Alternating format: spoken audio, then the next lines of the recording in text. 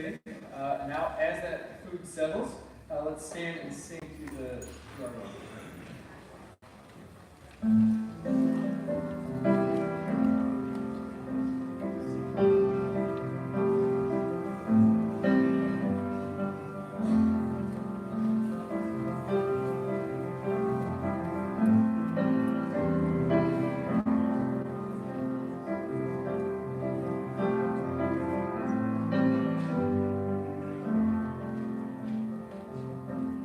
Spirit of Jesus,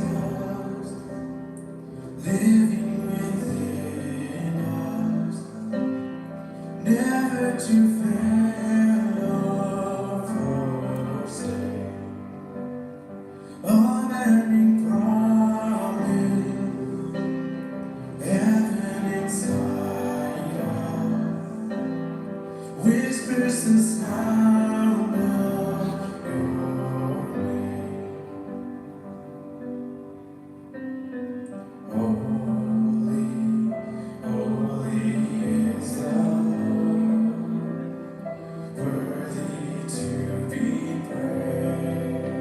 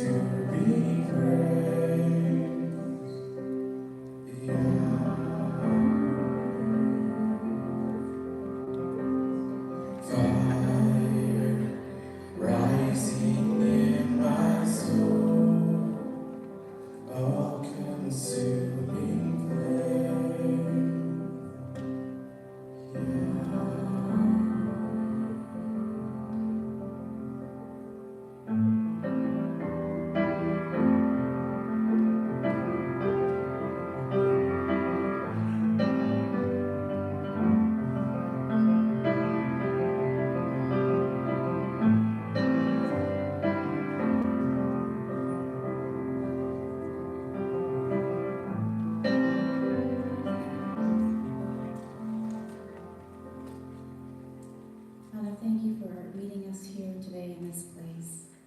Thank you for your unending promises. Thank you for all that you have done for us and all that is yet to come. In Jesus' name.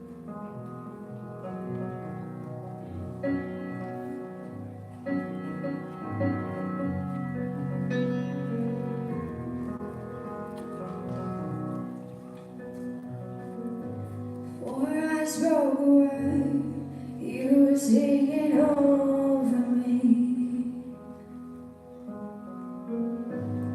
You have been so, so good to me. Before I took a breath, you breathed your life in me. You have been so, so kind to me. For I spoke a word, you were singing over me. You have been so, so good to me. For I took a breath, you breathed your life in me. You have been so, so kind to me. Now the overwhelming, never-ending, reckless love of God always chases me down, but still I found leaves of 99. I couldn't earn it, no, I don't deserve it. Still, you give yourself away. Oh, the overwhelming, never-ending, reckless love of God.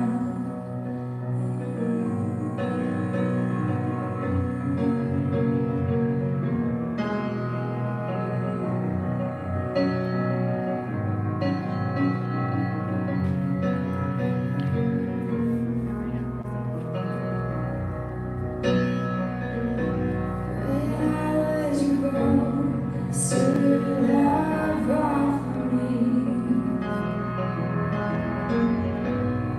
You have been so, so good to me.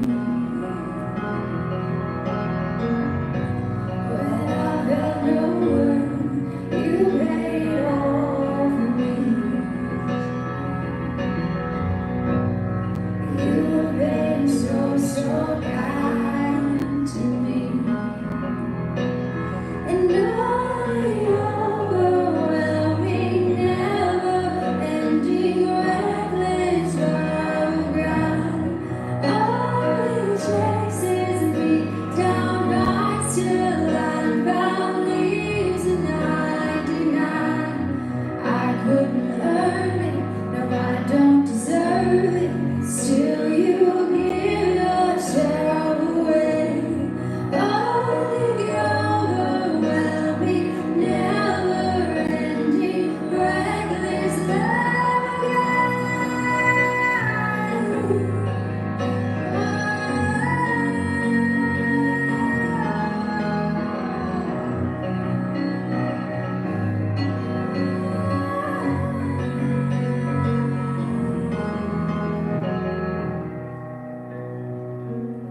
So shadow you won't light up, mountains you won't climb up, coming after me. Snow wall you won't kick down, lie you won't tear down, coming after me. So shadow you won't light up, mountains you won't climb up, coming after me. There's no wall you won't kick down, lie you won't tear down, coming after me. There's no shadow you won't light up, mountain you won't climb up, coming after me. There's no wall you won't kick down.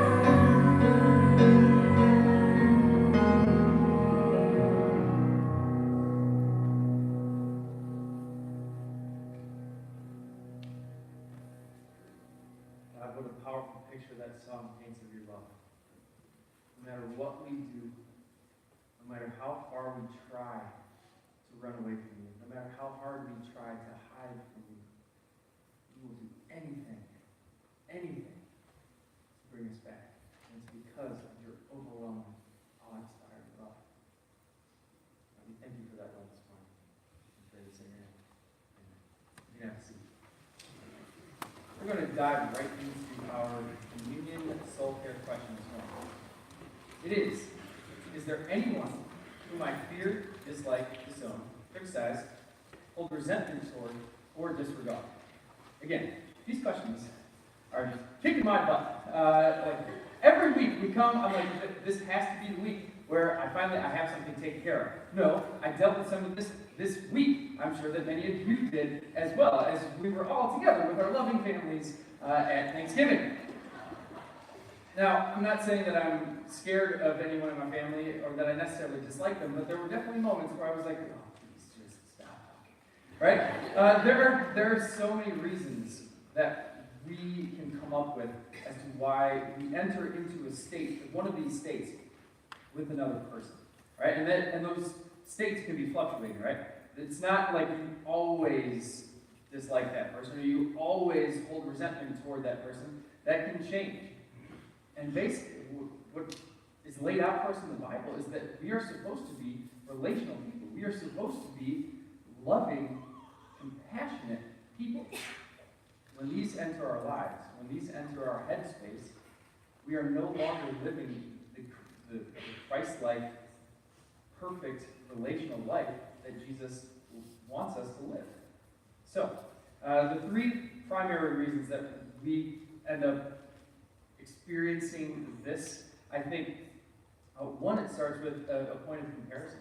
We frankly think that we're better than other people. And again, we've dealt with this before, but this is something that keeps coming up for me. Not saying that I'm necessarily better than other people, but when we were together with Riley's friends from grade school, some of her best friends, we did a Friendsgiving thing last Saturday. It was a lot of fun. But there's one guy in the group, one of the husbands who married into this group, who just is generally, he says a lot of biting comments.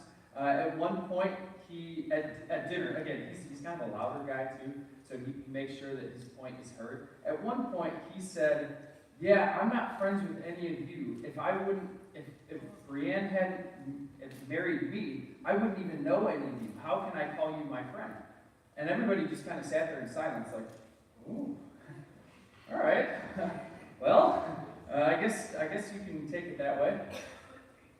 And instead of stepping up and kind of reinforcing, like, hey, yeah, we are friends. Like, even if we aren't best friends, we still have this common interest in this group, and we care about each other.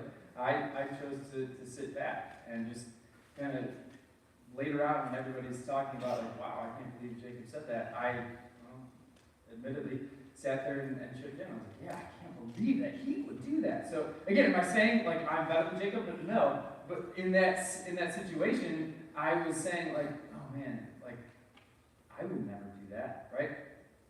And that breaks the possibility of a deep relationship. So another reason that we fall into one of these categories is that we just generally dislike someone's personality. This is where extroverts and introverts, again, we're supposed to be equally yoked, right, in our relationships, but sometimes introverts, you can't stand us extroverts, right? Dude, just leave me alone. If you try and touch me one more time, if you try and, just stop trying to talk to me. I gave you my one answer, and that's it. Leave me alone. And extroverts, we get annoyed when the introverts don't talk back. I've asked you 47 questions, and all you said is, right? We become annoyed with each other. That's just a fact of life. God made us the way that we are, and we're not going to necessarily be on even par with everybody at all times. However, Jesus calls us to be compassionate and loving and continue to work on those relationships. Imagine if Jesus, with his 12 disciples, had said, this Simon Peter guy, he doesn't think before he speaks. He's kind of wild. I don't know if we can go on with this guy. right? Imagine what that would have done to the story of the Bible. But instead, no, Jesus, he chooses to grow Peter. He chooses to show his love and, again, continue to be a partner with him in that relationship. And so being compassionate rather than being judgmental. And finally, another reason we enter into one of these states is because we feel that we've been wrong. A lot of this, it can be very real pain. It can be pain from a family relationship that's been broken. It could be a friendship that lasted decades and something just flipped one day. It could be a marriage that's been broken. The trust is lost. And we hold resentment. Or we disown that relationship and we step back and we choose to say, I'm just done with it. I've been hurt too badly. There's no chance of ever fixing this. Again, Jesus says that again. Jesus says that we're called, again, to show love, to continue to grow in our relationships, to be relational people like he was. So my challenge for you this week is to spend the entire week in prayer. Who's that person? Who's that person in your life where you either have been talking in a way that you feel better than someone, or you've been struggling with that particular person. Every time you talk to somebody else about them, you're like, yeah, they just rub me the wrong way. They grind my gears. Or who's that person? What's that relationship that you've been, all you can feel now is that pain, that broken trust, that broken heart as a result of being in this relationship. Spend the entire week praying about and for that relationship. Ask God for the opportunity to mend it. Even if that's a relationship that's been broken for decades. Even if that's a fresh one. No matter where that brokenness lies, all of these on this list, fear, dislike, disown, criticize, holding resentment, disregard, all of these bring broken relationships that drive us not only further away from each other, but further away from God. Spend the entire week praying about the opportunity to mend this relationship. And then I'm going to actually push this one into December. During December, at any point, from the 1st to the 31st, find an opportunity to confront this relationship. To have a good conversation, even if the other side isn't willing to have it. Maybe you can't have that conversation. Maybe write a letter. Maybe write an email that, again, doesn't it's not so pointed that you're just making the relationship worse. Offer forgiveness if it's due. Ask for forgiveness if that's where you're at. But again, spend this week praying about it, and spend the month of December finding the opportunity to seek a resolve in this relationship. We're going to have about 30 seconds to start thinking about this and start praying about it. Once that's done, worship team will begin singing a song and move to either the two stations in the back or the two stations in the front to receive the communion today.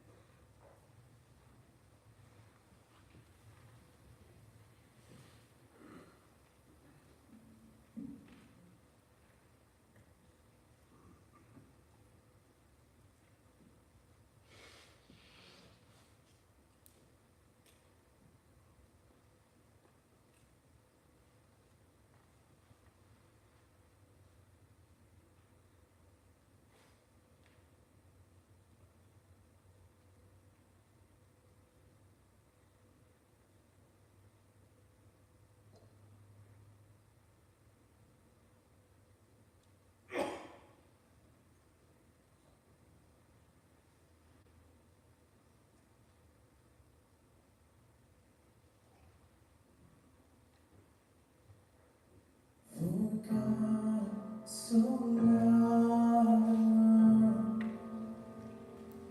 that He gave His only Son. Whosoever believes will not perish, they shall have eternal life.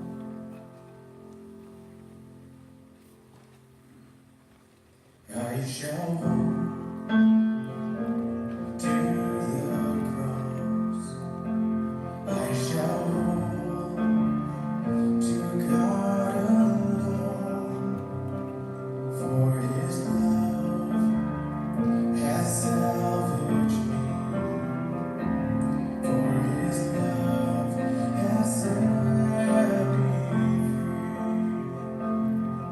For God so loved the world that He gave His only Son. Whosoever believes will not perish, they shall have eternal life.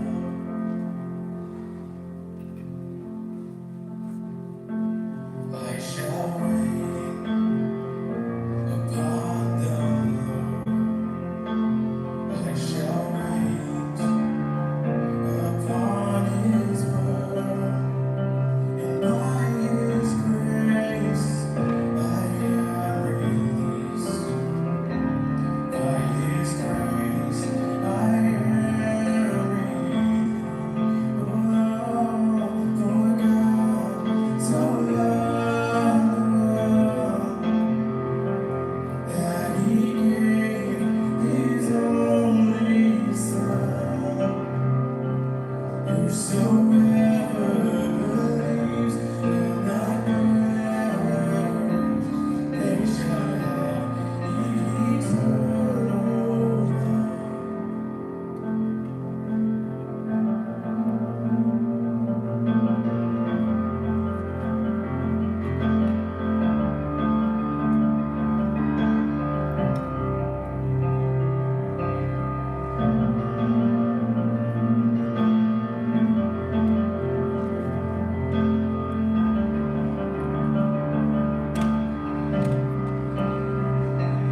By His precious blood I have been set free, for the glory of Jesus' name.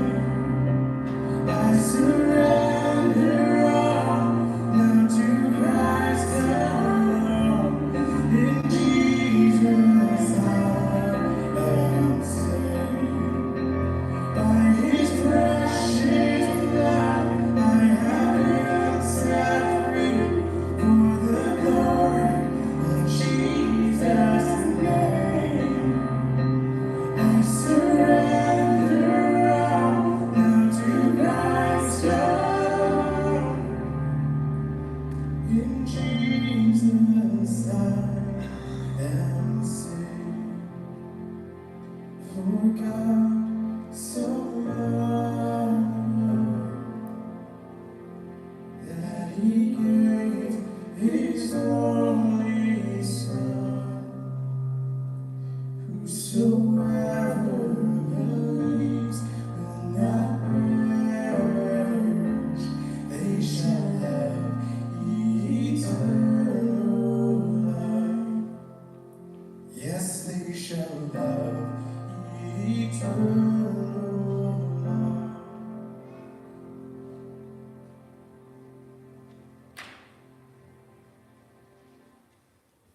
Our servers are going to come receive the morning offering this morning. And as they do, we've got some announcements for you. They have been sent to you through the links. The links is our email that gets sent out every Sunday morning at 8 o'clock that you can sign up for if you go to the church website, southfieldchurch.com, go all the way to the bottom, and you see that blue check mark all the way to the right. Click that, enter your email address. It's that simple. You can also go out to the Welcome Center and get signed up for those if you'd like.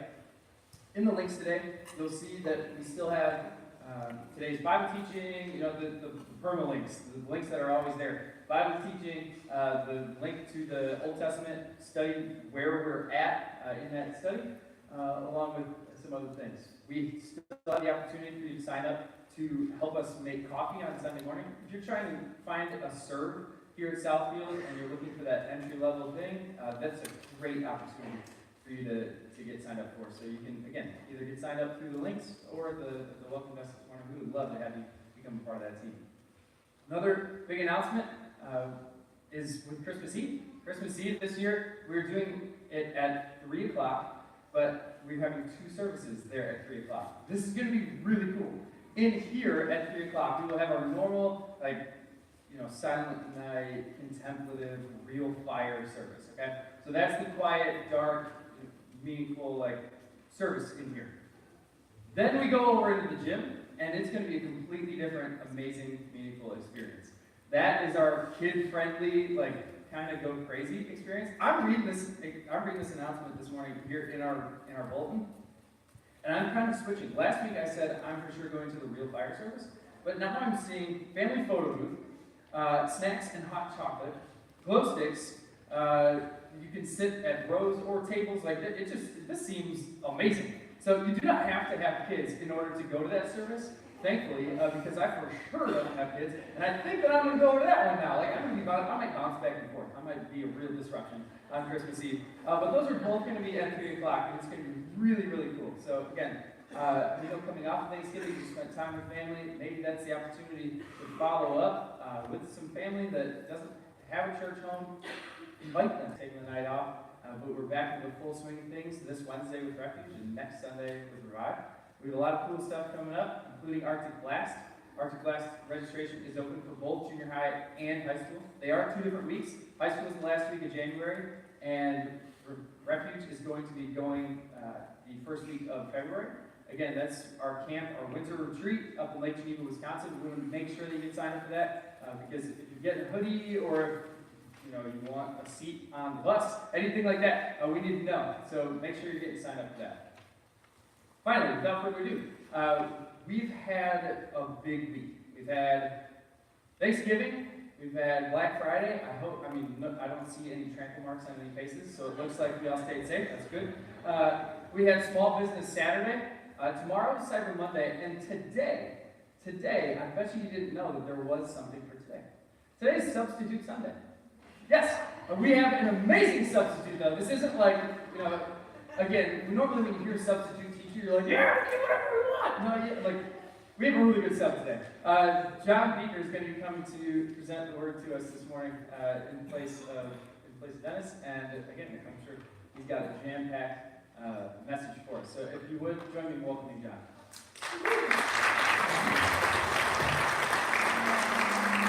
Substitute, huh? Substitute. I don't know that I've ever been called a substitute before. So now I have to pick one. 3 o'clock on Christmas Eve. I can't go to both. No. So I have to pick one. This is going to require a lot of thought, I think, and attention. Oh! Well, I guess there goes the choosing. Okay. Well, and I think I may have demonstrated already my first point. Many of you know, my name is John Beaker. I'm one of the overseers here at Southfield, and I have a brother. I have a brother named Dave, and if you may have met him before. He is local. He lives in Aurora, and I got to see him this last week. We went to my mom and dad's, and we had Thanksgiving dinner together, and it was great. It was a great time. It is always good to see him. My brother Dave is a wise man. He's a wise man. You see, when I was a child, back in the 70s and the 80s, they had a name for children such as me. I was what they called the strong-willed child. No, I know, it's hard to believe, but it's true. It's true. And as such, my parents made sure that I was well acquainted with something called the rod of discipline. It was tough. And this is where my brother Dave enters the story. As I said, Dave is a wise man because, unlike his older brother, he actually learned by watching my mistakes, and he didn't repeat them. I suppose there are times when it does pay off to be the younger sibling, so I'm told. The wisest people, like my brother Dave, learn from the examples and the mistakes of others. They don't have to reproduce them. Sometimes the lessons learned show us the path to take, and other times they reveal the path that we should avoid. Today, we will be investigating the wilderness wandering of the children of Israel. It serves as a case study on the ways of both wisdom and foolishness. The Israelites experienced victories that we should emulate, and they fell into pitfalls that we need to avoid. The good news for us is that if we are wise, like Dave, if we're wise, we can read about their experiences and learn how we can avoid their mistakes and replicate their victories. The wilderness experiences of our lives provide us with tremendous opportunities for growth. God places his people in the wilderness because only in that place can certain issues be confronted and certain lessons be mastered. The wilderness does not provide a lot of distractions. It is often a lonely place. And in the loneliness, we're a lot more apt to pay attention to God. Throughout the Bible, many important people had time in the wilderness, including Moses, David, Elijah, John the Baptist, and yes, even Jesus. Israel's wilderness experience lasted 40 years. 40 years. And we're going to look at it in less than 40 minutes. In that time, we will look at 7 life lessons that the children of Israel confronted in the wilderness. Lessons that we can learn from if we choose to be wise. Now, the route that the people of Israel were supposed to take was really a simple one. If you look at the screen, you'll see that the simplest, most logical way for them to take was called the Way of the Sea. The trip from where they were in Egypt was referred to as Goshen to where they're going is about 200 miles. And since we know that the shortest distance between 2 points is a straight line, the most logical route looks simple. The Way of the Sea makes great sense. It's a scenic route running along the Mediterranean Sea that really would have been a relatively short trip that would only have taken them a matter of weeks. But there are 2 problems with this straight line. First is it passes through the Sinai Peninsula, which is not a pleasant place. The second is that the Way of the Sea, referred to in Isaiah 9:1, also has another name. It is an international trade route known as the Way of the Philistines. And if you're familiar with the Old Testament, you know that the Philistines and the Israelites did not turn out to be best of friends. They were bitter enemies, bitter enemies. The most famous Philistine was Goliath, of course, the giant that David took on.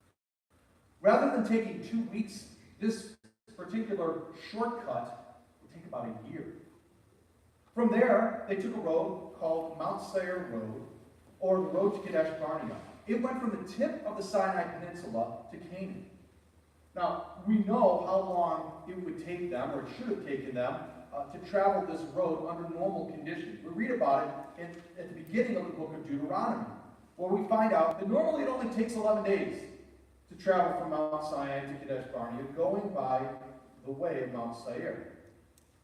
This particular 11-day trip would take Israel 39 years to accomplish because of some of the foolish, disobedient choices that the Israelites made on their journey.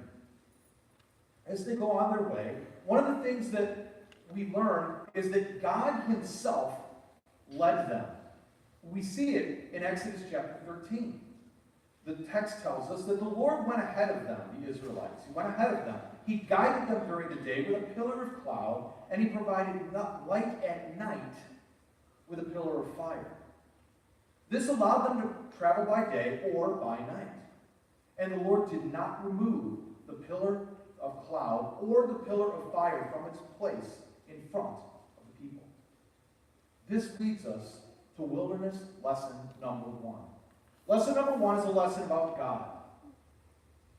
In the wilderness, God is not in a hurry. God's primary concern is not speed. Ours usually is. We want to get there. Let's go. Let's get to the promised land. What's taking so long? God knew that where the people were going was not as important as who the people were becoming. He knew that possessing a land flowing with milk and honey was not as important as having a heart that possessed God's values. Life with God is not about speed and destination as much as it is about process and progress. If it took 40 years for them to develop the right heart, then by golly, 40 years it would take. And it sure did. Every bit of 40 years. God's point is this: it's not where we're going that matters as much as who we are becoming.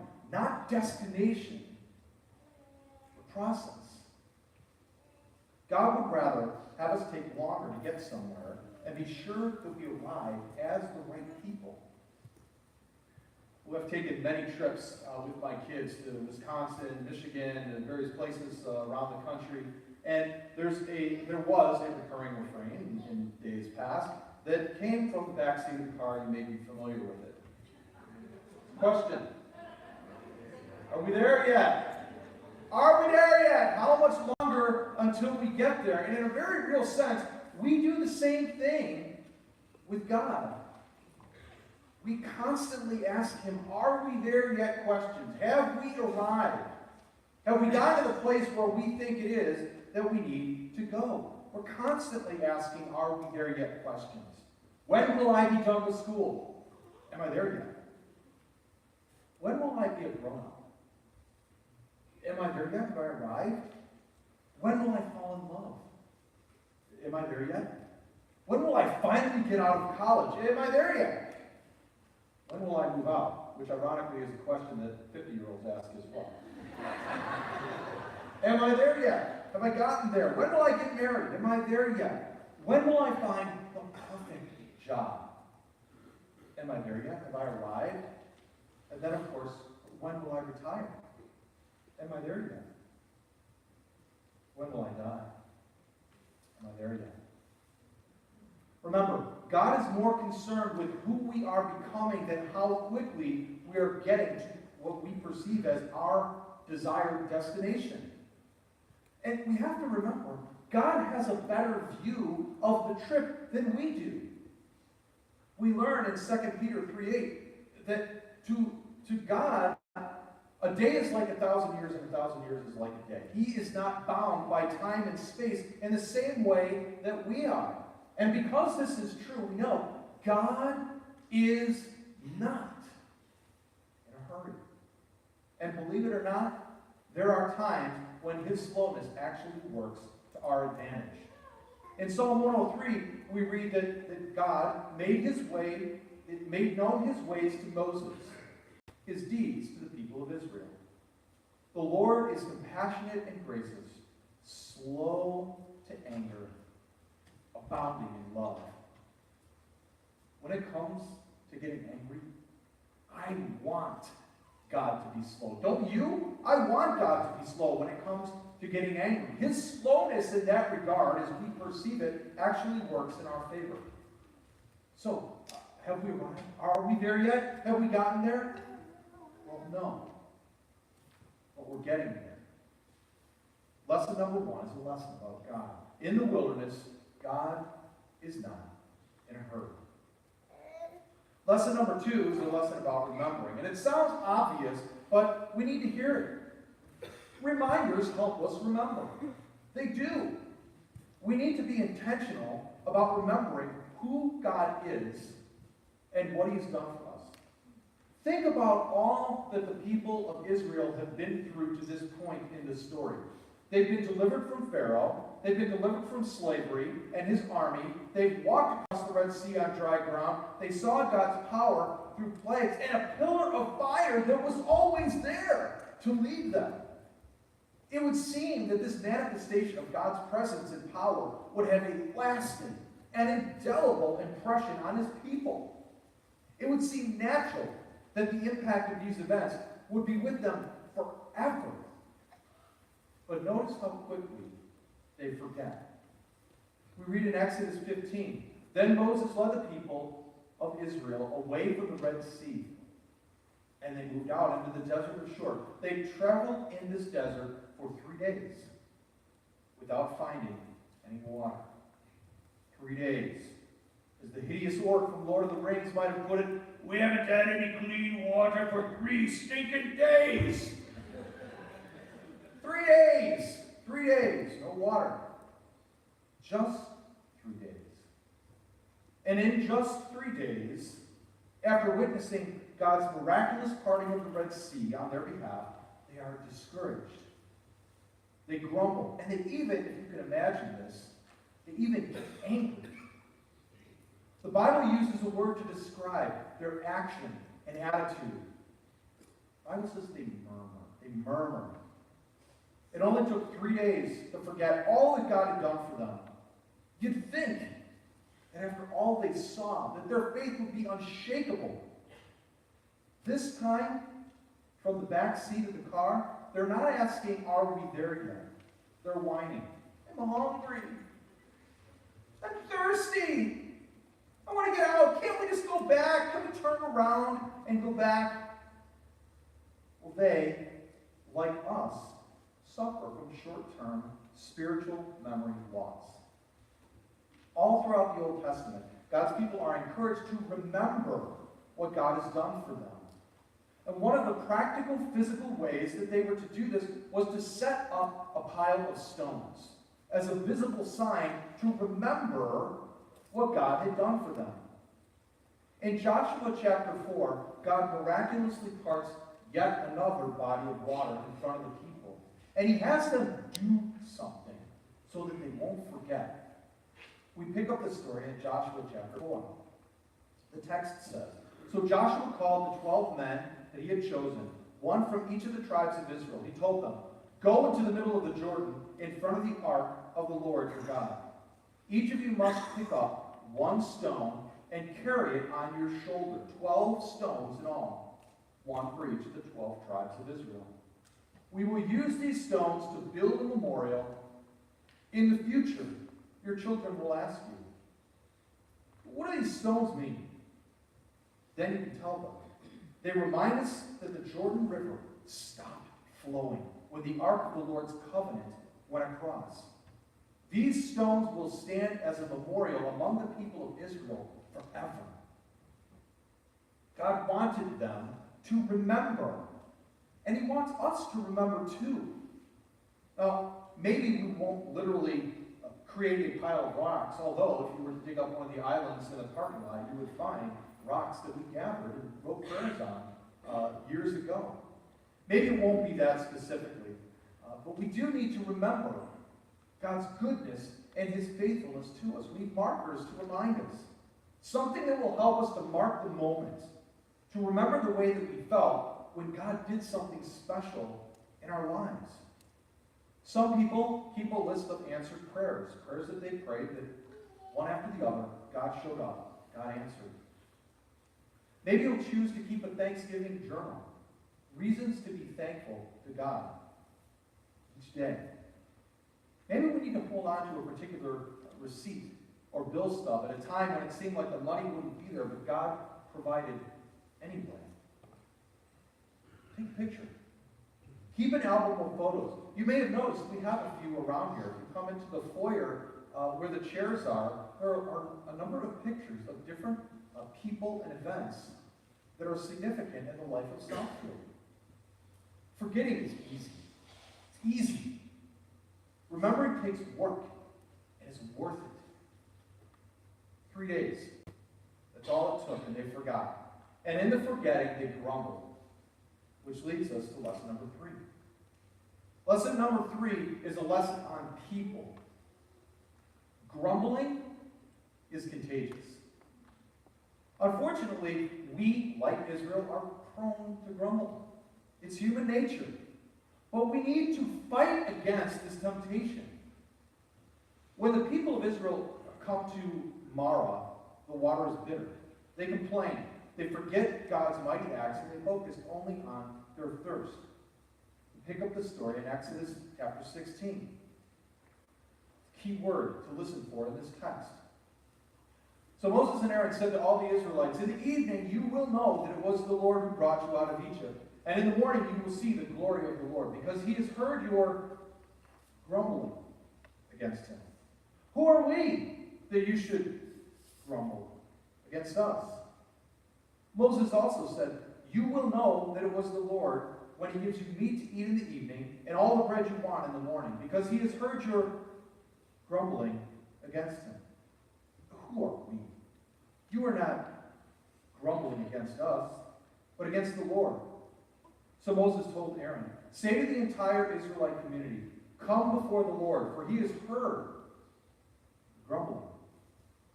While Aaron was speaking to the whole Israelite community, they looked toward the desert, and there was the glory of the Lord appearing in the cloud. The Lord said to Moses, I have heard the grumbling of the Israelites. Tell them, at twilight you will eat meat, and in the morning you will be filled with bread. Then you will know that I am the Lord your God. What's the key word in that text? You heard it. Grumbling. The New Living Translation uses the word complain, but the grumbling is more accurate. Grumbling is a sin. There's no question about it. Grumbling causes dissension. It creates division, and it stimulates dissatisfaction. As believers in Jesus, we need to fight to maintain the unity that Christ died to give us, his church. Grumbling is a sin that God wants purged from our lives. Now, this calls for some self-evaluation. We need to stop and take a look at our lives, because it's possible that we have fallen into a pattern of grumbling and complaining. It's both helpful and necessary for growing Christ followers to occasionally do a heart check and ask a tough question. Am I grateful? We just came off of a wonderful Thanksgiving holiday. Am I characterized by being a grateful person, or am I characterized by grumbling? If you're really courageous, you might even ask a close friend for their perspective. Well, growing out of this grumbling tendency, we learn lesson number 4. Lesson number 4 is a lesson on perspective. Discontentment, which of course grows out of grumbling, distorts our perspective, changes it. Discontentment distorts our perspective, and it twists our view of reality. In Exodus 16, we see how the entire perspective of the Israelites has been warped, changed. And in their discontentment, they begin to rewrite history. Discontentment can distort our perspective and play with our minds. We begin to maximize how bad our present condition is, and we begin to look with rose-colored glasses at the past, or at how things are for someone else. That's just human nature. Exodus 16:3 gives this discontentment voice from the people. They say, oh, if only the Lord had killed us back in Egypt, they moaned. There we sat around pots filled with meat and ate all the bread we wanted. But now you, Moses, have brought us into this wilderness to starve us all to death. Think for a moment about where they were, what they were doing in Egypt. What was their job? They were slaves. They didn't sit around eating fondue all day when they were in Egypt. That's not the way that it was. They were in forced servitude. They were beaten down. They were miserable. They watched their brutal oppressors murder their children. That's what Egypt was. But now, in a state of discontentment about their present situation, they're caused to see the past in a distorted light. That's what discontentment does. Discontentment turns us into liars. We misremember, and it causes us to forget the amazing things that God has done. Huge mistake. Huge. You want to return to Egypt? Oh, for the good old days, they say. The good old days were awful. The good days, the real good days, were the days when God showed up in force and in power to liberate them. But no one stood up to say that. They forgot. And unfortunately, so do we. That leads us to lesson number 5. Lesson number 5 is a lesson on provision.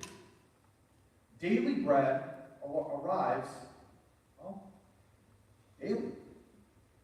Amid all of the grumbling, God works one of the greatest miracles of the Bible. He throws down bread from heaven, manna, which is literally translated, what is it? And you can imagine the people going to pick it up. Well, what is this? I don't know. What is it? Manna, I guess we'll call it, what is it? Let me give you a little more info on what this manna was like. In Exodus 16, we learn, when the dew evaporated, a flaky substance, as fine as frost, blanketed the ground. The Israelites were puzzled when they saw it. What is it? They asked each other. They had no idea what it was. And this is the first time that we see any mention of a breakfast cereal in the Bible. Frosted Flakes. They took one bite and they said, they're great! I'm sorry. It was just sitting there. It had to be said. It had to be said. Well, sadly, truly sadly, after a short time, they even complained about this provision from God. There are two lessons on provision here. The first is that God knows our needs and He provides it. The second, He provides just enough. Jesus called it our daily bread. Just what we need here today. Manna collection came with this stipulation: collect just enough for today, for one day. Those who stored it up opened up the container to find the next day that it was rotten and full of maggots. Except on one day, the day before the Sabbath, where God caused the manna that they collected to be good for 2 days. And even in that, you see the miracle of God's presence. The lesson of manna is not a mystery. We learn about it in Deuteronomy 8:3. Yes, He, God, humbled you by letting you go hungry at Haven, and then feeding you with manna, a food previously unknown to you and your ancestors. He did it to teach you that people do not live by bread alone, rather we live by every word that comes from the mouth of the Lord. Those are familiar words. They might show up in the New Testament. Keep going. Look at verse 4. For all those 40 years, your clothes didn't wear out and your feet didn't blister or swell. God was teaching His people to depend on Him, one day at a time. They couldn't rely on their own strength, their own wisdom, or their own resources. In the wilderness, they learned that everything that they needed was in the hands of God, and that He gladly and willingly supplies His children with their daily bread, what they need. We're tempted, like some of them were, to get anxious and to worry about where the supply will come from. On the other extreme, we get greedy, trying to hoard enough just in case God doesn't come through. But maybe the worst thing is when we are literally holding the manna in our hands, a gift straight from God, and we reject this great gift, demanding something else instead, something different. Lesson 6 is a lesson about presence. God is with us, always. We can choose to walk in the real and life-changing presence of God, or we can cling to lifeless idols. We can choose lifeless idols instead of the gift, like the Israelites did, throwing out the manna and choosing something else. The wilderness wanderers ask a question that goes through all of our minds at one point or another. Is the Lord among us or not? In Exodus 17, we read, Moses named the place Massah, which means test, and Meribah, which means arguing. Because the people of Israel argued with Moses and tested the Lord by saying, is the Lord here with us or not? Now, after all they were through, again, the Exodus, the Red Sea, the manna, it just makes you scratch your head. The question that they are asking is not, was He there, but is He here?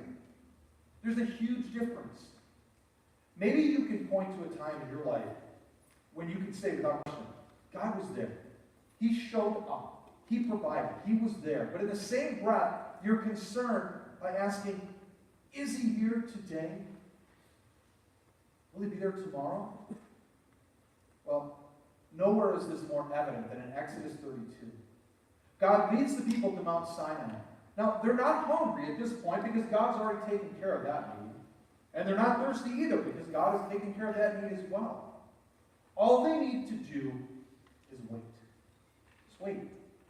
They have enough faith to just wait. But waiting seems to bring out the worst in this bunch. Read Exodus 32, verse 1. It says, when the people saw how long it was taking Moses to come back down the mountain, they gathered around Aaron. Come on, they said, make us some gods who can lead us. We don't know what happened to this fellow Moses who brought us here from the land of Egypt. Look at this passage. This fellow, you see the language here? They're kind of got a little distancing thing going on here. This guy, what's his name? Staff guy, threw it down, became a snake, all that stuff. Moses, yeah, him. Where is he? He's gone. We don't know. So the people cry out to Moses' brother, Aaron, make us gods, little g and plural. Wow. Who will go before us? They don't want to wait. They're not interested in God's timing. They just want to get out of the wilderness. Let's get to the milk and honey place. Let's just get there. They're in a rush to get there. People are unwilling to wait 40 days. They want to control God rather than be led by him. They prefer to have a golden calf that they can manipulate rather than a living God that they have to obey. A lot of us are like that. With an idol, a golden calf, we get our way. With God, we must listen and follow him. Amazingly, Aaron gives in. Of course, when he's confronted by Moses about why he did this, he gives the human family answer, the one he learned from Father Adam and Mother Eve. He held out his finger and said with every ounce of his being, they did it! Those people, they made me do it. Yet another blamer in a long line of blamers. His follow-up excuse is priceless. We read it in Exodus 32, verse 24. Aaron says, so I told them, whoever has gold jewelry, take it off. When they brought it to me, I simply threw it in the fire, and out comes the calf. He admits it. He had the people give him the gold. He threw it in the fire, and bam, out comes the calf. You can hear him saying it. It's unbelievable, Moses. You should have been here. You wouldn't have believed it if you would have seen it yourself. I've never seen anything like it. In goes gold, out comes cow. Amazing. Incredible. Once again, you see this human tendency to blame other people and to blur the facts rather than to just fess up and take responsibility for wrongdoing. God had not left his people. He was there, but their failure to wait on him caused them to fall into a great and terrible sin. The final lesson, lesson 7, is a lesson of power. The power of fear and the power of faith. Numbers 13 is a critical juncture in the wilderness wandering. The people are about to enter the promised land, but before they do, Moses sends out 12 spies to check out the land, see how it is. Here's the report that they bring back. The report to Moses, we entered the land that you sent us to explore, and it is indeed a bountiful country, a land flowing with milk and honey. Well, imagine that. Exactly the way that God said it would be. Here's the kind of fruit that it produces. Amazing. But the people living there are powerful, and their towns are large and fortified. We even saw giants there, the descendants of Anak. Well, we've got some good news and we've got some bad news. The good news, lots of milk, lots of honey. The bad news, apparently the milk has a growth hormone additive because the people are very, very large. They're huge. Much larger than the average Israelites. 10 of them, 10 spies, give a discouraging report. 10 of the 12. 2 give a dissenting report. Caleb tried to quiet the people as they stood before Moses. Let's go at once to take the land. We can certainly conquer. We can do it. Let's go. Let's make this happen. Unfortunately, the people chose to follow the erroneous majority opinion. They refused to enter the land. Fear is a powerful thing. It robs us of the potential of walking with God to new and exciting places. Faith leads us on an exciting journey of daily trust in God. In Numbers 13, verses 32 and 33, there's a poignant image. People say, we seemed like grasshoppers in our own eyes, and we looked the same to them. They thought exactly the same thing. This sentence reveals the power of fear. Not only did the 10 men feel like grasshoppers with no strength, but the people of Israel quickly caught this grasshopper complex as well. Many of these people had never fully recovered from the slave mentality that they had learned in their bondage in Egypt. As far back as they could remember, they had been small, insignificant, powerless, no hopes, no dreams, just